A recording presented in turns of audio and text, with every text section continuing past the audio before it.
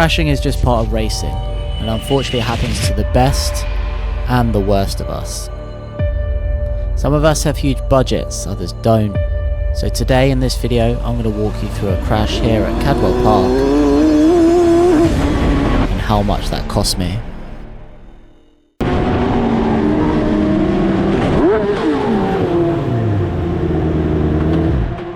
In July, I crashed my F1000 into the wall at Cadwell Park at over 60 miles an hour. What an idiot!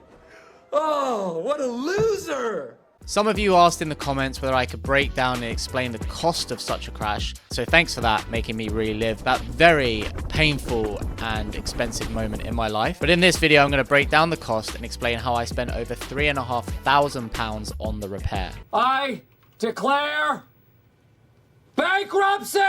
So I'm quickly going to get into the story of what happened on that fateful day. If you haven't watched the crash video before, it's one of my best performances at Cadwell Park. So let me get into the context.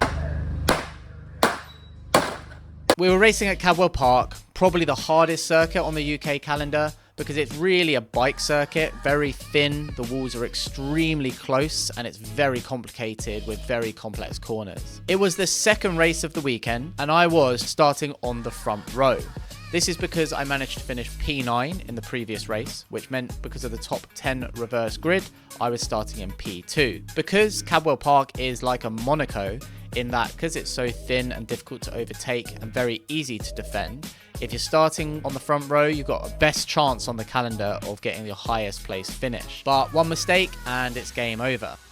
I got off to a cracking start, managed to hold my P2 position. Looking behind me, some of the faster guys already had overtaken the cannon fodder behind me. So all that was left to do was look forward, focus on keeping up with Dan in front, but very aware that the fast guys behind me would be catching up very soon.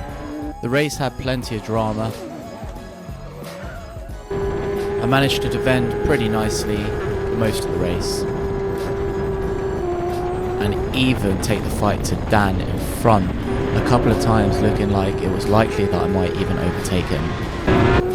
On the final lap, I had an issue with my gear shifter, it wouldn't go into gear, so Craig Pollard overtook me and Matt Higginson did an unreal dive down into the bottom of the mountain there. So then I had Rob Wellham and Tom Gadd, the last 2-year champions, following me, knowing this is the final section, knowing that the checker flag is just around the corner. Lost the podium, but still pretty happy that I'm finishing the highest position by far in 4th. And you know the rest.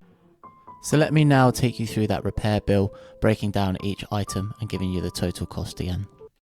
I needed both front uprights, which are about £435 a pop, so you look at about £870. Front wing, £390. Brakes, £380. Steering yoke, 50 quid. Various rods, bearings and bits of metal, well over £500. The labour obviously going into this was around £500 as well. Oh, and then you got to add 20% on because of VAT, because no adds VAT. So that comes to a total of just over £3,500 for a crash. That's pretty much an entire race weekend worth of budget. Before the new season starts in April, where we're going to Croft for the first race of the season, I will walk you through the full cost of the race season in 2024 so you can see every single crash cost, hidden costs, engine failures, and have an estimate yourself where you're thinking of getting into F1000. Thanks for watching. Make sure you hit that like and subscribe to follow this journey.